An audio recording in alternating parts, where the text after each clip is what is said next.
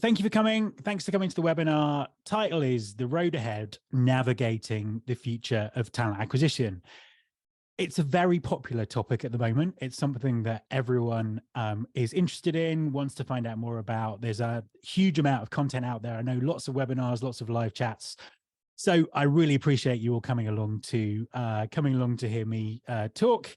I'm probably going to be talking for about half an hour or so, and then very happy to take questions. So please just drop your questions in as we go along. As you've probably guessed by my rather inept handling of the software at the start, I'm doing this all by myself. So I'll try and monitor the questions as we're going along, but I might have to come back and read them at the end. So in November 1995, Bill Gates, that's a very young Bill Gates there, published a book called The Road Ahead. It was all about how personal computing was going to change the world and what the future would look like and everything that was going to happen, basically. In between finishing the book and the book being published, Bill Gates realized that he'd massively underplayed the role that the internet was going to take. So actually, while the book was being published, he rewrote it, and the revised edition with an extra 20,000 words about the potential of the internet came out about a year later. And that's the kind of vibe I'm getting at the moment about where we are. We're talking very much about how talent acquisition jobs and everything are going to change, but everything's changing so quickly. We're having to kind of rewrite the book all the time. I'm Matt Alder. I'm presuming most people know who I am because you've probably come to this via my podcast or my social media. Just in case you don't, I'm the host of the Recruiting Future podcast. I'm also a consultant, and I've written 2 books on talent, digital talent, and exceptional talent. And all of my contact details are there on the screen. Now, I will be sending out the recording of this, and I will be sending out the slides as well. So just, that's coming your way probably a few days after we've finished. So what am I going to talk about today? I'm going to talk about 3 things. I'm going to talk about the forces that are driving the change that we're seeing at the moment, what they have in common, what's different, how they're affecting different employers in different ways. I'm going to talk about the trends themselves. So obviously, when I kind of wrote the description of the webinar, I realized that there is a lot more in there than I can possibly talk about in sort of half an hour, 40 minutes. So a lot of this will be about technology, but I will be touching on some other things as well. And then finally, the road ahead. How do we manage what's going on? How do we think about it? If you're a TA leader, how do you structure your team? How do you structure your strategy? If you're a vendor, what are you selling? Why are you selling it? So I really want to kind of dig in and try and give some practical advice on how you can think about things. Now, my insights come from the fantastic guests I have on my podcast. So I think I'm just about to publish episode 514 and episode 515 this week. And really, I'm very, very lucky that I have such a great job because I get to talk to so many intelligent people about what's going on in the market and what they're seeing. So that's where my insights are coming from. Delighted to see that a few people who've been on the podcast are actually watching the webinar today, and a couple of you in particular. I think I've got shout outs to you later. So, keep listening and see where I might have featured you. So, I will be referencing podcast episodes because I think that having a deep dive and listening to practitioners talking about some of the issues that we talk about in this webinar is a very useful thing to do. So I'm going to signpost some of those as we go along. So the forces, the things that are driving the disruption that we're seeing right now. 3 years after the pandemic, this is where we've got to. So there are kind of 3 themes that are converging here. Rapid advances in technology, new ways of thinking about talent, and the economy in general. Now, I'm pretty sure I'm right in saying that every single employer is being affected by at least 2 of these.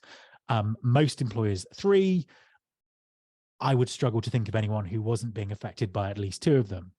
To break them down a bit now, there are variations across the world in different countries, but I think that the core themes are quite similar. So in the economy, problems with inflation, cost of living crisis, looming recession, actual recession, no recession. I think it's very difficult to know what's going to happen, but that uncertainty is causing huge amounts of disruption and layoffs and changes to strategy and all those kind of things. Talent still very much suffering from some of the labor shortages that were caused by the pandemic. Many industries are still struggling to get the people that they need. We've had skill shortages forever in other industries, and they're massively continuing. They always used to very much be in technology. That's still the case to some extent. But, you know, for example, in the UK and the US, we're seeing massive skill shortages in healthcare. So lots and lots of issues when it comes to talent. And these aren't short-term either. The demographics are not good in terms of the population coming through, the amount of young people coming through. So challenges with talent here for the for the long term, whatever the economy does. And it's interesting to see lots of employers start to think differently about talent. And I want to kind of talk a little bit about that. And finally, technology, which seems to be the only thing anyone wants to talk about at the moment. So yes, of course, I'll be talking about ChatGPT, generative AI, and all those kind of things. So lots of disruption there, lots of automation, and it's disruption and automation to talent acquisition and HR, but also to jobs in general. Do we need as many people working in companies as we've got at the moment? Is a live debate. So all of these things are feeding into the general sense of disruption / panic / dynamic change that we're seeing at the moment. So I think there are three key questions that I really sort of think you all should be asking yourselves, that I've built this webinar around, really. The first one is an unthinkable one that I want you to think about. Will there ever be as many recruiters again as there were in August 2022? I don't know the answer to that question, and it's certainly not something I can answer in this webinar, but I think it's a question that we need to ask ourselves, that some of the systemic change that we're seeing, some of the change that we're seeing in recruiting and talent acquisition, is this systemic? Will we ever have as many recruiters as we had again? If we don't, what are the implications of that? What are the implications for teams, for leaderships, for companies, for careers? And I think that's a question that we should be debating and talking about. Second question, what will talent acquisition look like in 2025? I think that there is a really difficult thing going on at the moment. The problems with talent, the problems with the economy, and the hype around technology is driving us all to very short-term thinking. It's kind of like, can we get through the year? What's going to happen? What's happening this quarter? What's happening this month? Will AI unleash Armageddon by the start of May? And it'll all not be just, it's all immaterial. So there's lots of kind of short-term pressures and short-term thinking, but actually this is the time for long-term thinking. And I'm going to talk about that as we sort of go through the presentation. And actually what we should be doing is thinking about what talent acquisition should or will look like by 2025. Because that really informs the decisions that need to be taken now and some of the directions that need to be taken now. Now, that's very, very difficult with the pressures that people are under, but it is incredibly important. And then the third part of this is, how do we prepare for massive change and even more disruption? Because it's not stopping anytime soon. And I think we'll see that as we move through the presentation. So back to Bill Gates. This is Bill Gates looking a little bit older than he was in 1995. This is one of my favorite Bill Gates quotes, but I'm starting to question whether he actually said it, because when I tried to source it on the internet, there was about 25 different versions of this, but we'll go with this. So we always overestimate the change that will occur in the next 2 years and underestimate the change that will occur in the next 10. Don't let yourself be lulled into inaction. what we're seeing at the moment is a huge amount of hype around technology and how it's going to change everything by tomorrow. Now, that's unlikely to happen. However, everything is going to change because of technology, and it's kind of getting that timing right and not panicking, but at the same time, making decisions and moving forward. And I think this is a good quote, but it's kind of a bit long. So I thought, let me find something more succinct that says the same thing. So obviously I turned to the wisdom of Ted Lasso. Apologies to anyone who doesn't watch Ted Lasso. Actually, no apologies. You should watch it because it's excellent and it's very funny.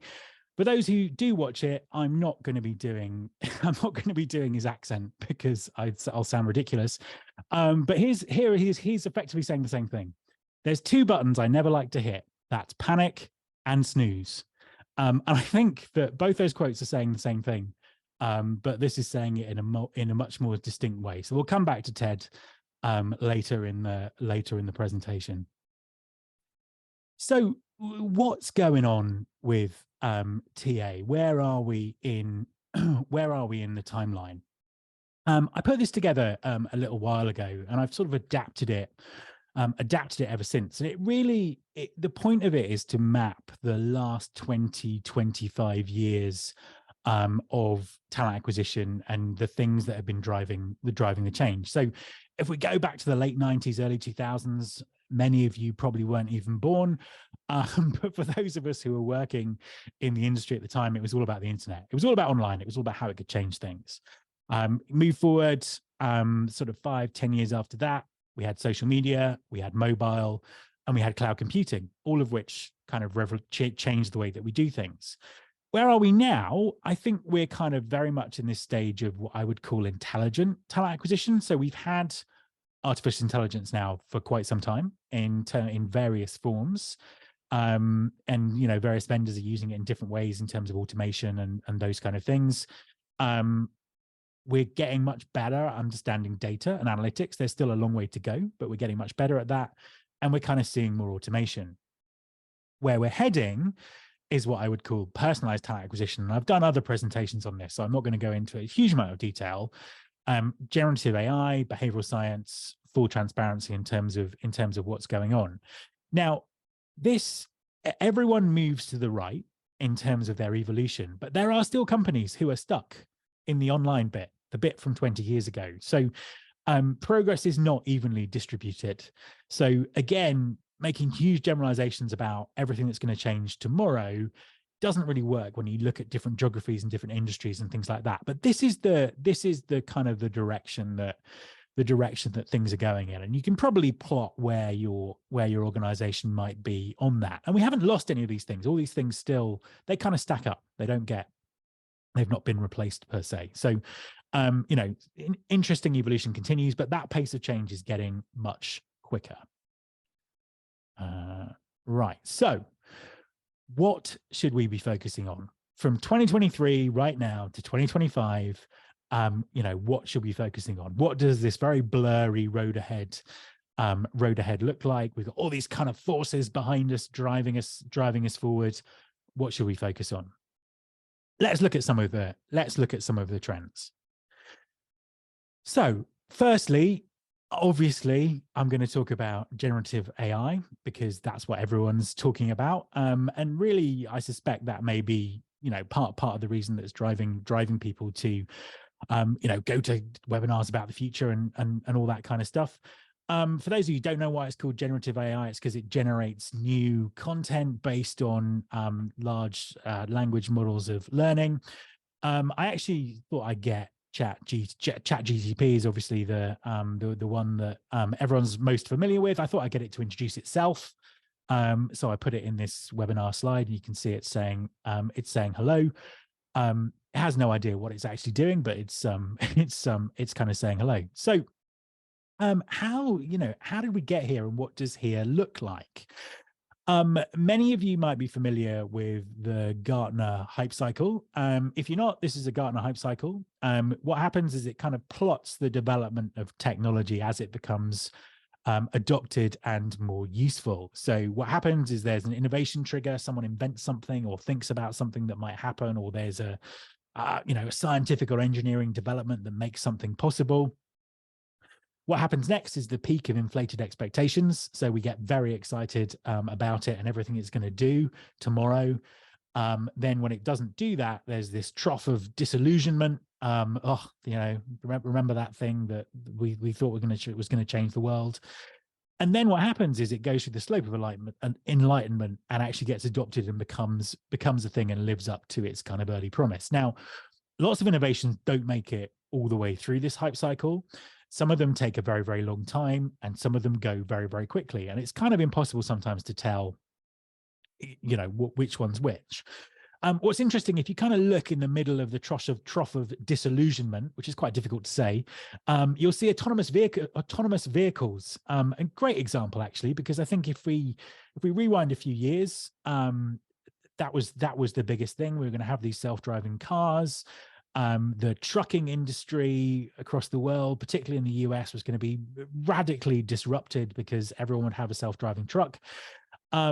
Now, more realistically, Gartner's saying here, well, that's actually probably more than 10 years away. And we're seeing, incremental change. We're seeing self-driving cars, getting better and better and happening more and more, but we're still kind of a long way away from where we maybe thought we would be a few years ago. So I think that's a great example of something going through this cycle.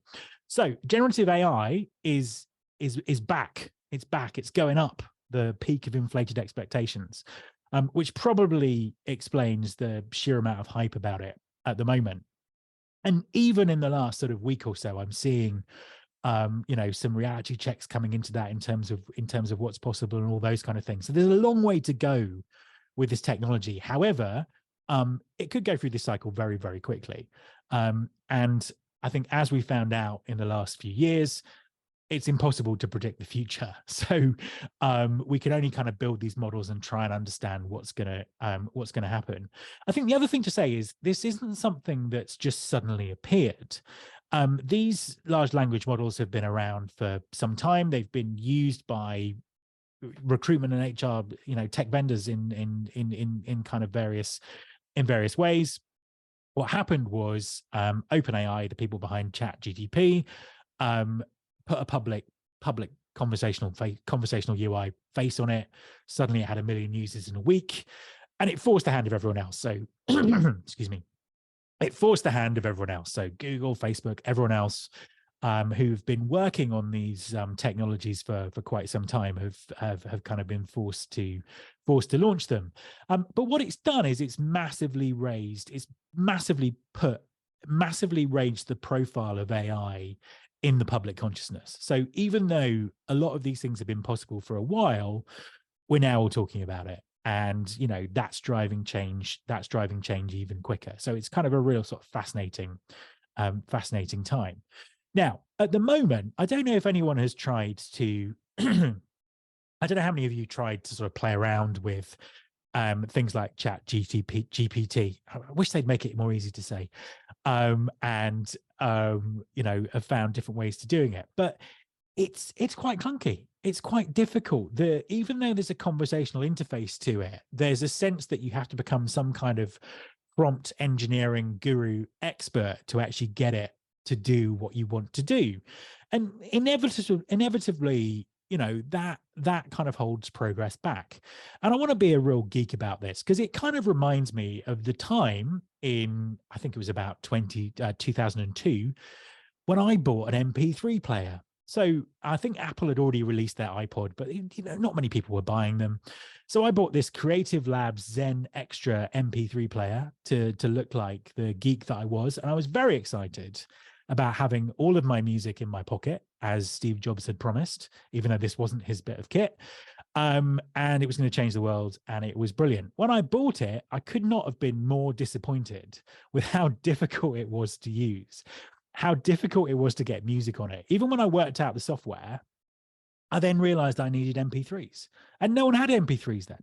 you had to kind of illegally download them or download more software to rip them. So it got to the point where I was like, I might as well just go out with my CD Walkman instead. So it was clunky and difficult, but it was game changing. It was game changing technology. What then happened was the iPod got better, iTunes got better, the whole market for digital music kind of exploded, and it was a very different experience. So this is a screenshot of not mine, but of an iPod Classic, which was a great bit of kit, but you still had to make a conscious effort to get music on there. So you had to kind of plug it in and sync it up with iTunes, and it wasn't easy. Fast forward to now, this is an iPhone 14.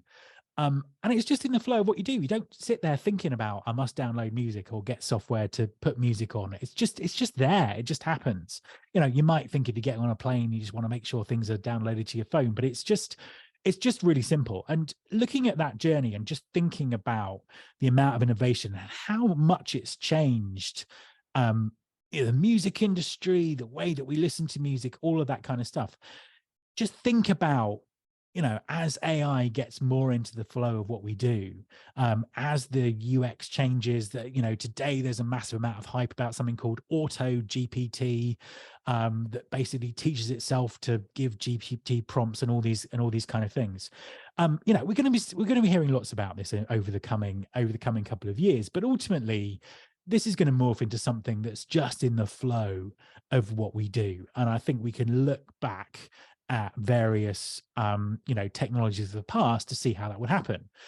It's likely to happen much quicker than it took us to get to from the Nomad Zen Extra MP3 player to an iPhone 14. So basically, AI is going to change everything, which is something that we've known for a while, but it's kind of speeding up.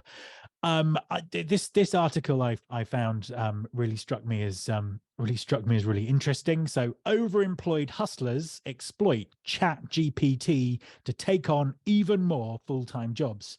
So this is a whole sort of investigations that are going on about, I think the person in this article had 4 jobs, and they were claiming that ChatGPT did 80% of their job, which made it possible for them to have 4 jobs. Now, I think in some ways everyone's gone off at this in the wrong angle, because a lot of discussion is, what can we possibly do to stop people having 4 jobs and being overemployed? And I think what we should really be saying is, actually, if someone can do 4 jobs and AI is making them do it, that's 1 job. That's not 4 jobs. That's 1 job. And what are the implications of that? Now, I'm not sure exactly, how true this is in terms of AI doing 80% of his job, but I can believe that it could play a big part in it, and I could believe that this would happen in the future. But what we should be talking about is how it's changing jobs, not how we can stop people having 4 or 5 jobs. So AI will change everything, but it's just a question of how quickly we'll do it. If anyone's still using Twitter, I'm sure your stream is full of tech commentators, trying to outdo each other in terms of how quickly disruption is going to happen. So this one's Jason Calacanis, who is a sort of Silicon Valley investor and commentator. And he did a whole thread about how the bottom third of performers in every single company with jobs done on computers are going to be out of work in the next 24 months. Now, a lot of his content is deliberately provocative, but it's interesting. And going back to the person who was doing 4 jobs effectively, this could be where we're heading. It's just a question of how quickly, because there are breaks around this. First of all, I'm not quite sure how much of the hype is true at the moment, although it certainly will be in the future. But also, what about the ethics of this? This is a mayor from a town in Australia. He's called Brian Hood, and he's considering suing OpenAI for defamation because ChatGPT falsely claimed he was jailed for bribery. And I think we'll see a lot of this, a lot of kind of lawsuits. Sometimes these systems just make things up to try and answer the question, with no thought of the consequences. And I think we've already seen with the images and the video that are kind of being produced by generative AI, copyright claims, people saying, well, actually, this has just taken my work and is kind of passing it off and repurposing it. So there's a huge ethics debate that's gonna happen around this, and probably a lot of litigation to follow. And sort of talking about litigation, we've also got regulation. So this is something that is happening in New York in July. It's already happening in various other parts of the States, and I think across Europe as well. And it's really kind of looking at the ethics of how does AI make decisions about who gets certain jobs. And I did a whole podcast episode about this with an American think tank about 18 months, 2 years ago. And it's very, very wide ranging. It wasn't just AI deciding who's a good match for a job. It was things like programmatic advertising deciding who sees the job advert in the first place. So there's a increasing interest in, what is AI doing? Where's the transparency? Where's the bias? How does that fit in with employment regulations around the world? So again, it's something else that I think, we need to watch and see how that, develops. And it just really illustrates that it's not quite as simple as your tech hype gurus would like us to think. So back to Lasso. There are two buttons I never like to hit. That's panic and snooze. So I think what I'm saying is, don't panic. You don't need to make changes to your business by next Thursday. You don't need to qualify as a prompt engineer by next Friday. There is time to think about this and make the right decisions and, gather information and be strategic. However, snoozing is also not an option. Things will change, and things will change very quickly. I just wanted to kind of find some examples of where generative AI, could affect or augment, optimize talent acquisition. So again, I asked ChatGPT to give me some examples, and these were the 10 examples that it came up with: AI-driven job matching, enhanced job descriptions, targeted employer branding. What it was saying there is it was understanding the person who was interested in the company and kind of matching the branding messages to their career or their interests. Personalized candidate experience, which I think is kind of massive in terms of AI and conversational AI. Streamlined application processes, screening and shortlisting. Obviously getting into some legal jeopardy there. Predicting job performance, which I think is fascinating. But again, is that ethical? How does it do it? Do you it's kind of very, Tom Cruise in that film where they're arresting people for crimes they'd not committed yet. If the AI decides that you're not going to be good at a job 2 or 3 years down the line, what's it basing that on? Process automation, personalized recruitment marketing, and pipeline nurturing, and also feedback based on continuous improvement from all kinds of stakeholders and candidates. So huge amounts of change. I think that it's going to be rocket fuel for recruitment technology and HR technology in terms of what the providers offer. And, really we need to be ready. We need to understand our processes. We need to, think about how we can use technology to augment what we do to achieve talent acquisition and business objectives, and a bit more about that later on. So moving away from technology a little bit to talk about talent. Huge amounts of discussion about skills-based hiring. Excuse me. Huge amounts of discussion about skills-based hiring, skills within companies, all these kind of things. And I've started to include more content on this in the podcast because, again, I think it's an area that there isn't that sort of drill down discussion around what does this actually mean, what's actually happening, and what can we do about it. So, expect to see lots more kind of, conversation around this on the podcast over the sort of coming months. A couple of models to help with this. This one's from Josh Burson. I really kind of like the graphic of this. It's breaking it down. It's saying you've got you've got a job, which is kind of recognized in the HR system as this is the job. Within the job, there's obviously the role, the goals, the activities, the projects, the team that this works on, the outputs, those kind of things. Behind that are the capabilities of the individual or the capabilities of the team, the things they do every day to make things happen. And then underneath that, you break that down into these individual skills. And what that does is, if it's done properly, is it gives us this amazing kind of scientific way of analyzing what's going on in our businesses.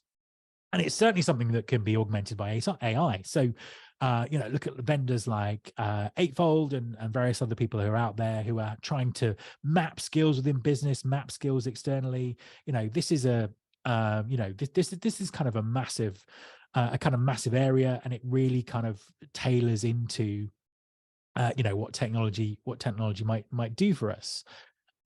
There's another model as well. This is Matt Kirk from SHL. I did this podcast about 3 or 4 weeks ago. It's episode 507. We were talking about skills-based hiring in early careers. And I think there's a really interesting part of this going back to the idea of jobs and roles developing as companies change and the way that companies' works change. So what Matt was saying on the podcast was, things are moving so quickly. It's very difficult for employers to necessarily anticipate the experience and the skills that they're going to need in a few years' time. And actually using soft skills and measuring them in a scientific way, and using soft skills to hire people, early careers, interns, college leavers, graduates, is a brilliant way of actually ensuring yourself for the future. Building a workforce who can have the skills to learn and have the skills to change. And SHL again have got a very sort of scientific breakdown of how this works and how this fits together. So what are the broader implications for talent acquisition with this? And I think that this comes down to, the changing understanding where your business is going, understanding the skills that your business is going to need in the future. How does that map strategically to the business's 3-year plan or 5-year plan, whatever that might be. And actually, if technology is kind of setting skills free in terms of how we think about talent, we're really moving towards a kind of an era of total talent thinking. Now, this is something we wrote about, me and Mervyn Dinham, my co-author and collaborator, we wrote about in our book, Digital Talent. And basically, it's a combination of internal mobility, talent management, learning development, talent acquisition, and access to contingent project-based workforces, fractional hiring. It's just looking at skills holistically and thinking about, how do we get the right skills into our business? Do we hire people? Do we retrain people? Do we borrow people on a fractional or a contingent or a project basis? And I think that is very much where things are headed in terms of talent. And the implications for talent acquisition is kind of, how can talent acquisition play a leading role in that? And I think that's again is a kind of a key question. The second part of this is like, well, who's going to get the advantage? And it's the employers that focus on equity of treatment and experience for all workers, regardless of their employment status. They're the ones who'll get genuine talent advantage. So interesting stuff around candidate experience, employee experience, regardless of what the status of that person is in the company, whether they're permanent or temporary or contract or whatever, they're humans, they have skills. It's kind of like, how can the company kind of blend all those things together? Also, some interesting stuff again from Josh Bersin in terms of how AI is going to run through every aspect of talent. So talent management, talent acquisition, learning and development, talent mobility. And this is kind of an interesting graph. I won't go into it, but it's worth kind of having a look at when you get the slides in terms of how this fits together. And actually, if you've got AI working on the data across all of this and kind of mapping out holistic journeys for employees, the implication is that all these parts of the business, all these parts of HR need to work much closely together. So I think that we're seeing you know, a really interesting time where a lot of the silos between talent management, talent acquisition, you know, could be starting to break down. In our book, we talked about something called the digital talent journey. So how you know, as an employee, you move from attention, attraction, recruiting, onboarding, engagement, development, alumni, and advocacy. And that's a seamless journey for you. That's not, you know, something that you do in silos. So offering that end-to-end experience is kind of critical. So in practice, this is, again, a podcast interview I did very recently with Debbie Clement, who's VP of Talent at Pax8. And that's an organization that sees talent acquisition as a thread through the whole talent lifecycle. So she talks about the relationship between talent acquisition and talent management and learning and development. And again, you know, I think it's really interesting. It's a kind of a really interesting time. If you add technology and the economy into this, then you can see that that we're in for a lot of change very, very quickly. And you know, if anyone has views on this or opinion on this, or they're doing something interesting like this in their organization, then, you know, please let me know, and I'd be really happy to talk to you on the podcast, so we can kind of share from you know, the experiences that you're having.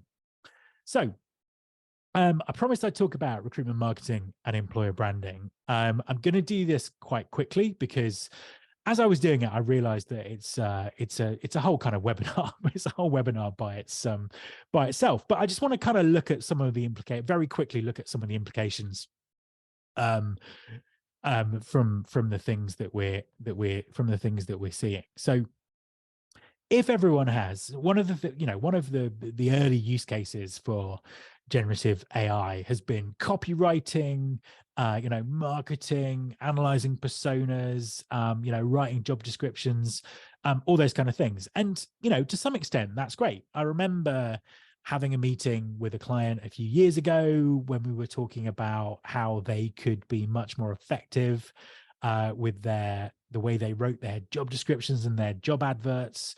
And they agreed with me, but then they said, well, we've got 3,500 of these on our ATS and we just don't have the capacity to go through and rewrite them. So, you know, this is where you know, an AI assistant could be incredibly useful in just kind of raising that bar. So if everyone has got access to this technology, and everyone is raising the bar even slightly with their recruitment marketing and the way they communicate their employer brand, that's a massive problem. It's already incredibly noisy out there in recruitment marketing world, and particularly if you're trying to find hard to find talent. So, you know, how do you cut through that? How do you cut through that noise? And that's forever going to be the issue with recruitment marketing and employer branding. And it makes me kind of very optimistic for things like creative thinking and creativity, and really understanding the audience in a very human way, creating stories that really resonate. And that's something that's very human. It's not necessarily something that technology can do. So, you know, I have a lot of optimism for the continued role of humans in recruitment marketing and employer branding, which I'm sure will be a relief to many of you listening. But it's that thing about thinking about how you, you know, how do you stand out where everyone has access to the same tools? And that's not something I'm seeing people talking about. They're all talking about this will be great for recruitment marketing. The whole point of recruitment marketing is you want to stand out. How do you stand out when everyone's using the same stuff? I've been using this graphic forever when it comes to talking about recruitment marketing. You know, about this, I think is the model. It's like, how do you get someone's attention? How do you persuade them to join your organization? How do you persuade them the role is the right role for them? You're the right organization for them? How do you convert that interest into an application and ultimately a hire? How do you give them a great experience? Now, there's a huge role for humans and technology within this. And I think understanding it is critical. But I think that we really need to think about creativity. We need to think about how we stand out. We need to think about what resonates with humans. And, you know, technology can help us do that, but ultimately it's a very, very human thing. Just in terms of an example of, you know, someone who kind of, I think, is doing marketing brilliantly at the moment. who kind of really understands humans and really understands storytelling. And continuing with my theme of Americans in soccer or football, if you're in the UK, Ryan Reynolds. I think Ryan Reynolds is an incredible marketeer in terms of how he tells stories about his various businesses, his gin business, his telecom business, all these kind of things. For those who don't know, he bought Wrexham. Him and his business partner bought Wrexham Football Club not so long ago. And to me, that's just all about storytelling. There are so many levels of stories that can be told, and that they are telling with the TV series that they have. He uses it to push a lot of his other brands and his profile. And I think it's just a great example of human-based marketing, where someone really understands how humans think, how stories resonate, and how to tell them. So slightly off the wall example, but I think at the moment he's kind of my favorite person in marketing. So now I noticed Alex is actually listening to this webinar. So hi, Alex. I just wanted to put up the podcast I did with Alex from GoDaddy, again, probably sort of 2 or 3 weeks ago, because we had a great conversation about employer branding in this context, and how employer branding needs to kind of up its game and make itself indispensable. The interesting thing about the conversation, which links back to what I was saying earlier about talent, was Alex talks about the importance of employer branding when you're offboarding people, which is something I think a lot of the companies that are making layoffs at the moment are just not thinking about. And it goes back to that complete talent employee life cycle, because actually, the way you offboard people, they might want to come and work for you again. They might want to be advocates for your business, all those kind of things. So definitely check out that interview, because it's it's kind of well worth a listen. So moving on to the final bit, the road ahead. What does this mean? What do we do? How do we move forward, and what do we focus on? I think there's 3 things that I want to sort of pick out to conclude with here: thinking strategically, moving quickly, and finding the right balance between humans and AI. So I'm just going to go through these quickly. So thinking strategically, thinking the unthinkable and challenging everything. This is about challenging perhaps some of the beliefs that we've held about recruiting and talent acquisition for decades, for our whole careers.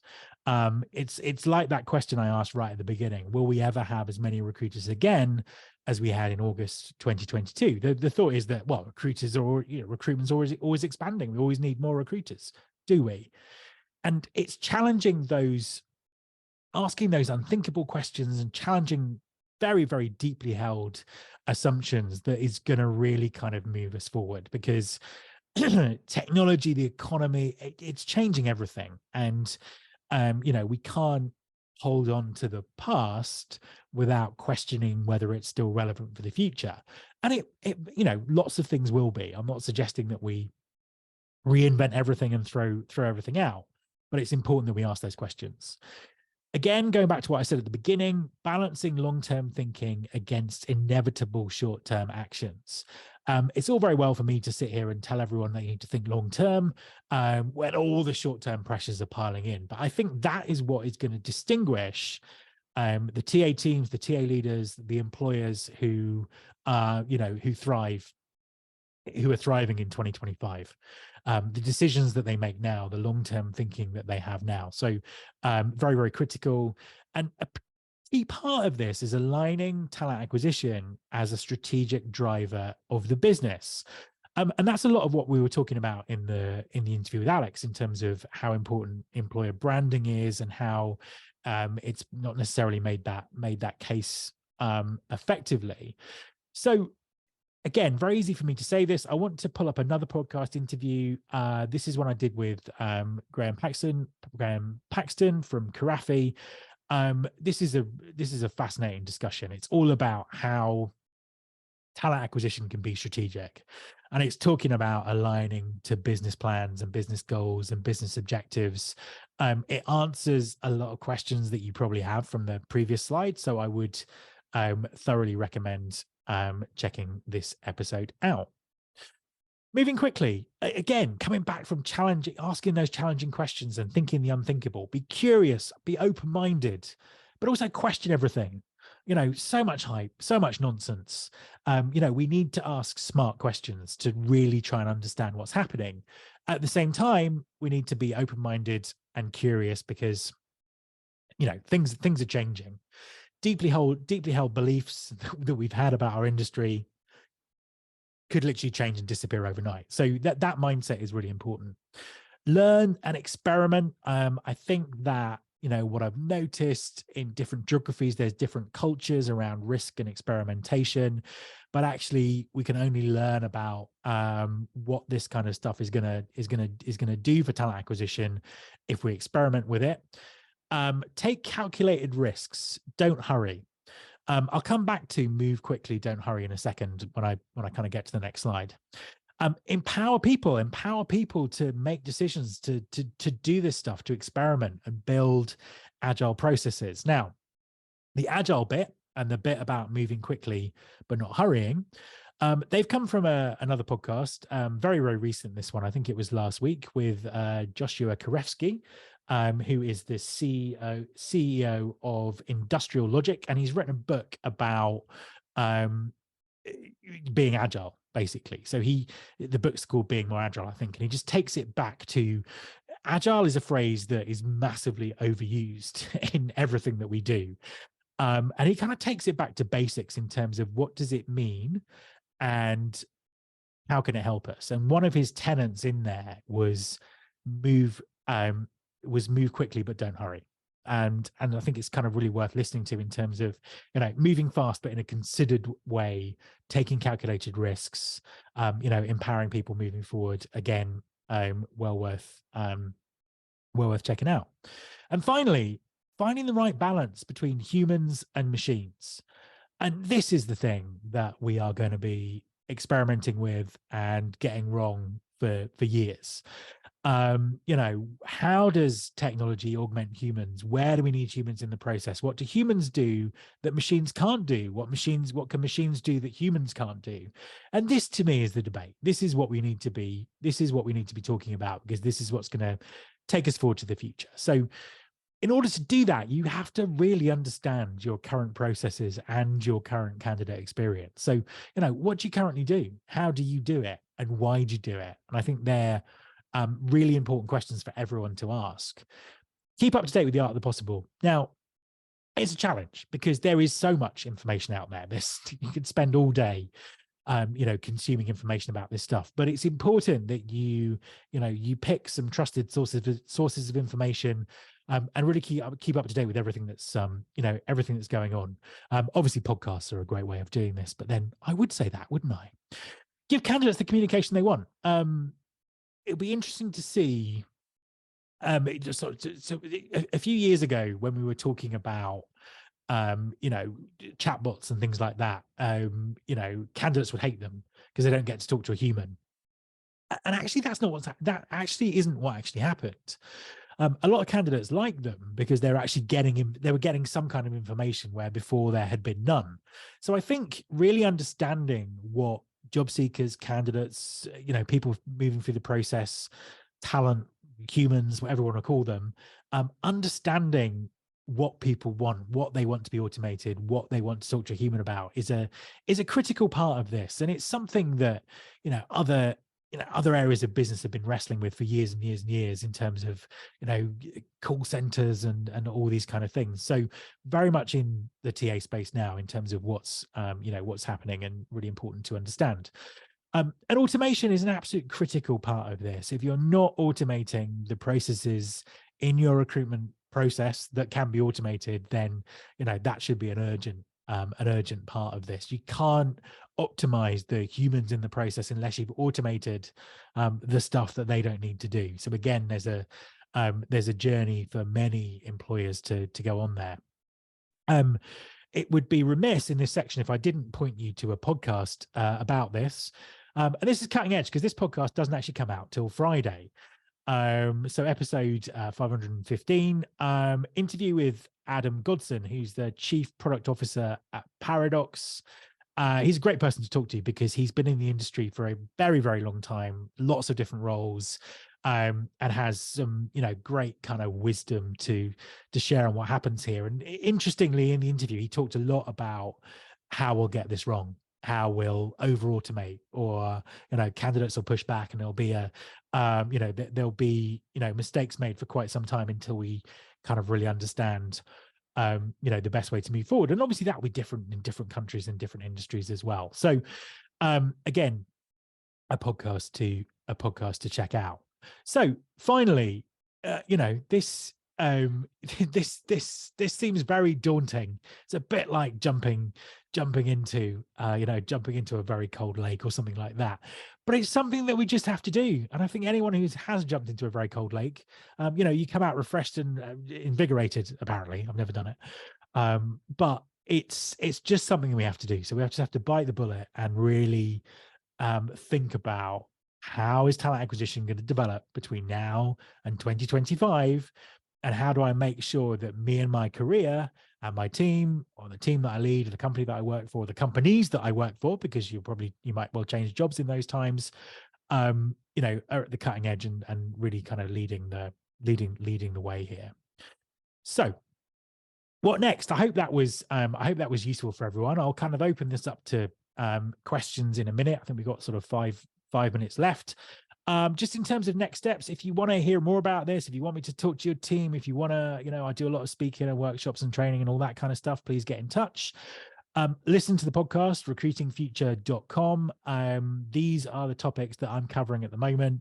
I do 2 interviews every week, and I am actively looking for people who are making this stuff happening, and people who are shaping the future. So please do that.